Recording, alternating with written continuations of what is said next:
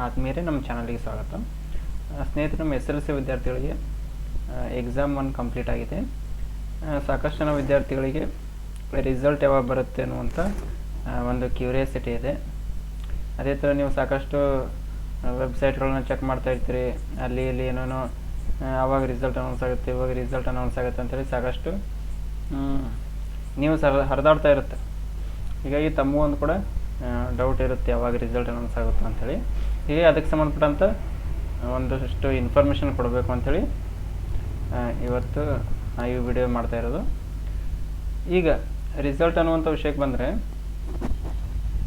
April 15ಗೆ ಏನಾಗುತ್ತೆ ಅಂತ ಹೇಳಿದ್ರೆ ತಮಗೆ ಇವ್ಯಾಲ್ಯೂಯೇಷನ್ ಪ್ರೊಸೀಜರು ಸ್ಟಾರ್ಟ್ ಆಗುವಂಥ ಸಾಧ್ಯತೆಗಳಿದ್ದಾವೆ. ಮಂಡಳಿ, ಈ ಕರ್ನಾಟಕ ಶಾಲಾ ಪರೀಕ್ಷೆ ಮತ್ತು ಮೌಲ್ಯನಿರ್ಣಯ ಮಂಡಳಿ ಕಡೆಯಿಂದ ಇವ್ಯಾಲ್ಯೂಯೇಷನ್ಸನ್ನು ಯಾವಾಗ ಅಂತ ಹೇಳಿದ್ರೆ ಏಪ್ರಿಲ್ 15 ಸ್ಟಾರ್ಟ್ ಆದರೆ ಆ ಇವ್ಯಾಲ್ಯೂಯೇಷನ್ ಪ್ರೊಸೀಜರ್ ಕಂಪ್ಲೀಟ್ ಆಗಲಿಕ್ಕೆ ಮುಂದೆ ಒಂದು 10 to 15 ಡೇಸ್ ಅದು ತೊಗೊಳ್ಬೋದು. ಅದು ಲಾಸ್ಟ್ ಮ್ಯಾಕ್ಸಿಮಮ್ ಈ ಮಂತ್ ಎಂಡಿವರೆಗೆ ಅವ್ರು ಏನು ಮಾಡ್ಬೋದು, ಇವ್ಯಾಲ್ಯೂಯೇಷನ್ ಪ್ರೊಸೀಜರ್ನ ಕಂಪ್ಲೀಟ್ ಮಾಡ್ಕೋಬೋದು. ಈ ಇವ್ಯಾಲ್ಯೂಯೇಷನ್ ಪ್ರೊಸೀಜರ್ ಆದ ತಕ್ಷಣ ಅದು ಏನು ಅಂತ ಹೇಳಿದ್ರೆ ಆ ಮಾರ್ಕ್ಸನ್ನು ಕಂಪ್ಯೂಟರೈಸೇಷನ್ ಮಾಡಬೇಕಾಗತ್ತೆ. ಆಮೇಲೆ ಕಂಪ್ಯೂಟ್ರಲ್ಲಿ ಅವರು ಎಂಟ್ರಿ ಮಾಡಬೇಕಾಗತ್ತೆ ಇವ್ಯಾಲ್ಯೂಯೇಟರ್ಸ್ ರಿಸಲ್ಟನ್ನು. ಈಗಾಗಲೇ ತಮಗೆ ಈ ಇಂಟರ್ನಲ್ ಮಾರ್ಕ್ಸ್ ಏನಿದೆಯಲ್ಲ 20 ಮಾರ್ಕ್ಸು, ಆ ಮಾರ್ಕ್ಸ್ ಎಲ್ಲ ನಿಮ್ಮ ಶಾಲೆಯವರು ಆಲ್ರೆಡಿ ಕಂಪ್ಯೂಟರ್ದಲ್ಲಿ ಎಂಟ್ರಿ ಮಾಡಿದ್ದಾರೆ ಅವರು. ಈಗಿರುವಂಥದ್ದು ಏನು ಅಂತ ಹೇಳಿದ್ರೆ ಈ ಥಿಯರಿ ಮಾರ್ಕ್ಸ್, ರಿಟರ್ನ್ ಎಕ್ಸಾಮ್ ಏನು 80 ಮಾರ್ಕ್ಸಿಗೆ ಬರ್ತದಲ್ಲ, ಆ ರಿಸಲ್ಟನ್ನು ಕಂಪ್ಯೂಟರೈಸೇಷನ್ ಮಾಡಬೇಕಷ್ಟೇ. ಹೀಗಾಗಿ ಈ ವ್ಯಾಲ್ಯೂಯೇಷನು ಮತ್ತು ಕಂಪ್ಯೂಟರೈಸೇಷನ್ ಮಾಡಲಿಕ್ಕೆಲ್ಲ ಪ್ರೊಸೀಜರು ಲಾಸ್ಟ್ ಈ ಮಂತ್ ಎಂಡ್ವರೆಗೂ ರಿಸಲ್ಟನ್ನು ನೀವು ಎಕ್ಸ್ಪೆಕ್ಟ್ ಮಾಡಲಿಕ್ಕೆ ಆಗೋದಿಲ್ಲ. ಈಗ ಈ ಮಂತ್ ಅಂದರೆ ಏಪ್ರಿಲ್ ಎಂಡ್ವರೆಗೂ ಅವ್ರು ಏನು ಮಾಡ್ಬೋದು, ಇವ್ಯಾಲ್ಯೂಯೇಷನ್ನ ಕಂಪ್ಲೀಟ್ ಮಾಡ್ಬೋದು. ಇವ್ಯಾಲ್ಯೂಯೇಷನ್ ಕಂಪ್ಲೀಟ್ ಆದ ತಕ್ಷಣ ಮೇ ಫಸ್ಟ್ ವೀಕಲ್ಲಿ ನಿಮಗೆ ರಿಸಲ್ಟ್ ಅನೌನ್ಸ್ ಆಗುವಂಥ ಸಾಧ್ಯತೆಗಳು ಇದ್ದಾವೆ ಸ್ನೇಹಿತರೆ. ಹೀಗಾಗಿ ಈ ಏನಾದರೂ ರಿಸಲ್ಟ್ ಅನೌನ್ಸ್ ಆಯಿತು ಅಂತ ಹೇಳಿದ್ರೆ ಯಾವ ಥರ ಚೆಕ್ ಮಾಡ್ಕೋಬೇಕು ಅಂಥೇಳಿ ನಿಮಗೆ ತೋರಿಸ್ಕೊಡ್ತೀನಿ ಒಂದ್ಸಲ. ಇದು ಖಾಸಗಿ ವೆಬ್ಸೈಟ್ ನೋಡ್ಲಿಕ್ಕೆ ಹೋಗಬೇಡಿ, ಈ ಥರ ಅಫಿಷಿಯಲ್ ವೆಬ್ಸೈಟ್ನ ನೀವು ಚೆಕ್ ಮಾಡ್ತಾಯಿರಿ. ಯಾವುದಾದ್ರೂ ಒಂದು ಬ್ರೌಸರಲ್ಲಿ ಬಂದುಬಿಟ್ಟು ಮೊಬೈಲಲ್ಲಿ ಕೂಡ ಚೆಕ್ ಮಾಡ್ಕೋಬೋದು. ಯಾವುದಾದ್ರೂ ಒಂದು ಬ್ರೌಸರಲ್ಲಿ ಬಂದುಬಿಟ್ಟು ಕರ್ ರಿಸಲ್ಟ್ಸ್ ಅಂಥೇಳಿ ಟೈಪ್ ಮಾಡಿ.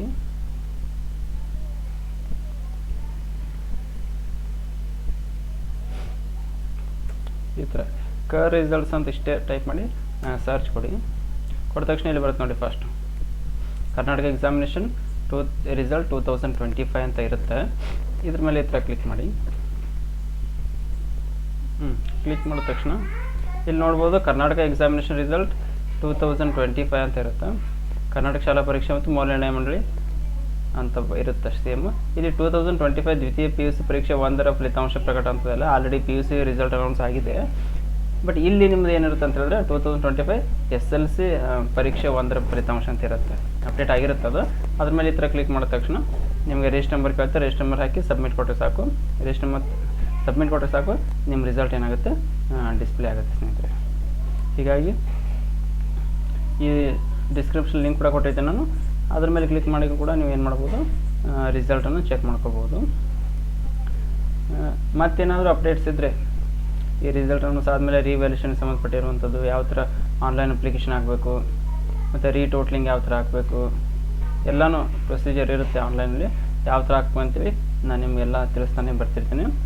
ಅದೇ ಥರ ಹೀಗಾಗಿ ನಾವು ಮಾಡುವಂಥ ವಿಡಿಯೋಸ್ ನೋಟಿಫಿಕೇಷನ್ ಬೇಕು ಅಂತ ಹೇಳಿದ್ರೆ ನಮ್ಮ ಚಾನಲ್ನ ಸಬ್ಸ್ಕ್ರೈಬ್ ಮಾಡ್ಕೊಳ್ಳಿ, ಹಾಗೆ ನಿಮ್ಮ ಸ್ನೇಹಿತರಿಗೆ ಕೂಡ ಶೇರ್ ಮಾಡಿ. ಓಕೆ,